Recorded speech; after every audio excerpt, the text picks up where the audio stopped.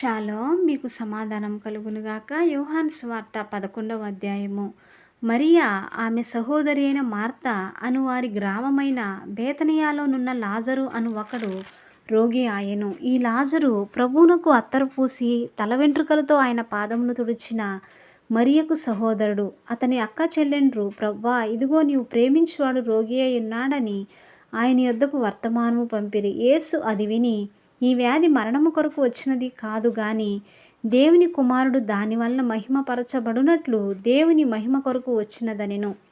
యేసు మార్తను ఆమె సహోదరిని లాజరును ప్రేమించెను. అతడు రోగి అయి ఉన్నాడని యేసు వినినప్పుడు తానున్న చోటనే ఇంకా 2 దినములు నిలిచెను. అటు పిమ్మట ఆయన, మనం యోదియాకు తిరిగి వెళ్ళెదమని తన శిష్యులతో చెప్పగా, ఆయన శిష్యులు, బోధకుడా, ఇప్పుడే యూదులు నిన్ను రాళ్లతో కొట్ట చూచుచుండిరే, అక్కడికి తిరిగి వెళ్ళుదువా అని ఆయన్ని అడిగిరి.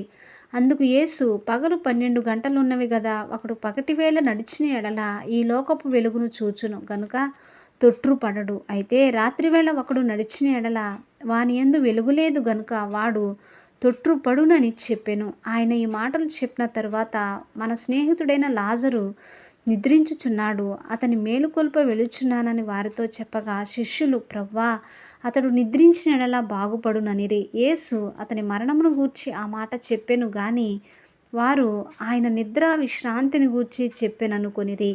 కావున యేసు, లాజరు చనిపోయిను, మీరు నమ్మునట్లు నేనక్కడ ఉండలేదని మీ నిమిత్తము సంతోషించుచున్నాను. అయినను అతని యొద్దకు మనము వెళ్ళుదము రండని స్పష్టముగా వారితో చెప్పెను. అందుకు దిదుమ అనబడిన తోమ ఆయనతో కూడా చనిపోవుటకు మనమును వెళ్ళుదమని తన తోటి శిష్యులతో చెప్పెను. యేసు వచ్చి అదివరకే అతడు 4 దినములు సమాధిలో ఉండెనని తెలుసుకొనెను. బేతనియ యెరూషలేమునకు సమీపమై ఉండెను. దానికి ఇంచుమించు కోసెడు దూరము గనుక యూదులలో అనేకులు వారి సహోదరుని గూర్చి మార్తను మరియను ఓదార్చుటకై వారి యొద్దకు వచ్చి ఉండిరి. మార్త యేసు వచ్చుచున్నాడని విని ఆయనను ఎదుర్కొన వెళ్ళెను గాని మరియ ఇంటిలో కూర్చుండి ఉండెను. మార్త యేసుతో, ప్రవ్వా, నీవిక్కడ ఉండిన ఎడల నా సహోదరుడు చావకుండును. ఇప్పుడైనను నీవు దేవుణ్ణి ఏమడిగినను దేవుడు నీకు అనుగ్రహించునని ఎరుగుదుననెను. యేసు, నీ సహోదరుడు మరలా లేచునని ఆమెతో చెప్పగా, మార్త ఆయనతో, అంత్యదినమున పునరుద్ధానమందు లేచునని ఎరుగుదుననెను. అందుకు యేసు, పునరుద్ధానమును జీవమును నేనే. నాయందు విశ్వాసముంచువాడు చనిపోయినను బ్రతుకును. బ్రతికి నాయందు విశ్వాసముంచు ప్రతివాడు ఎన్నటికిని చనిపోడు.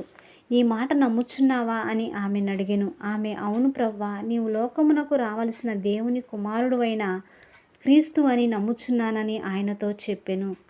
ఆమె ఈ మాట చెప్పి వెళ్ళి, బోధకుడా, వచ్చి నిన్ను పిలుచుచున్నాడని తన సహోదరి అయిన మరియను రహస్యముగా పిలిచెను.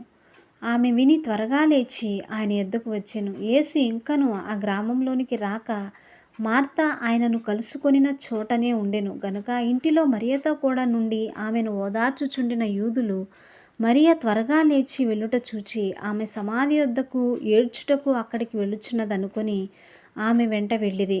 అంతట మరియ యేసు ఉన్న చోటికి వచ్చి ఆయనను చూచి ఆయన పాదముల మీద పడి, ప్రవ్వా, నీవిక్కడ ఉండిన ఎడల నా సహోదరుడు చావకుండుననెను. ఆమె ఏడ్చుటయు ఆమెతో కూడా వచ్చిన యూదులు ఏడ్చుటయు యేసు చూచి కలవరపడి ఆత్మలో మూలుగుచు అతన్నెక్కడ నుంచితిరని అడుగగా, వారు, ప్రవ్వా, వచ్చి చూడుమని ఆయనతో చెప్పిరి. యేసు కన్నీళ్లు విడిచెను. కాబట్టి యూదులు అతన్ని ఎలాగూ ప్రేమించెనో చూడుడని చెప్పుకొనిరి. వారిలో కొందరు, ఆ గ్రుడ్డివాని కన్నులు తెరిచిన ఈయన ఇతన్ని చావకుండా చేయలేడా అని చెప్పిరి. యేసు మరలా తనలో మూలుగుచూ సమాధి యొద్దకు వచ్చెను. అది ఒక గుహ, దాని మీద ఒక రాయి పెట్టి ఉండెను.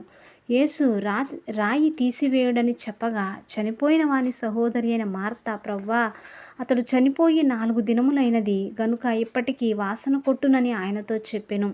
అందుకు యేసు, నీవు నమ్మిన ఎడల దేవుని మహిమను చూతువని నేను నీతో చెప్పలేదా అని ఆమెతో అనెను. అంతట వారు ఆ రాయి తీసివేసిరి. యేసు కన్నులు పైకెత్తి, తండ్రి, నీవు నా మనవి వినినందున నీకు కృతజ్ఞతాస్తుతులు చెల్లించుచున్నాను.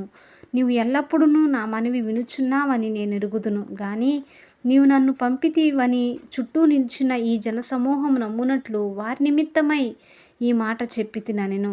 ఆయన అలాగు చెప్పి లాజరు బయటికి రమ్మని బిగ్గరగా చెప్పగా, చనిపోయిన వాడు కాళ్ళు చేతులు ప్రేత వస్త్రములతో కట్టబడిన వాడై వెలుపలికి వచ్చెను. అతని ముఖమునకు రుమాలు కట్టియుండెను. అంతట యేసు, మీరు అతని కట్లు ఇప్పి పోనీయడని వారితో చెప్పెను.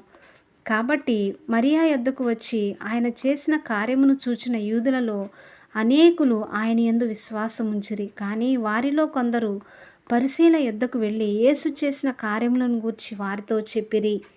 కాబట్టి ప్రధాన యాజకులను పరిసయ్యులను మహాసభను సమకూర్చి, మనమేమి చేయుచున్నాము? ఈ మనుషుడు అనేకమైన సూచక క్రియలు చేయుచున్నాడే. మనం ఆయనని ఇలాగు చూచుచూ ఊరకుండిన ఎడల అందరూ ఆయన యందు విశ్వాసం ఉంచెదరు.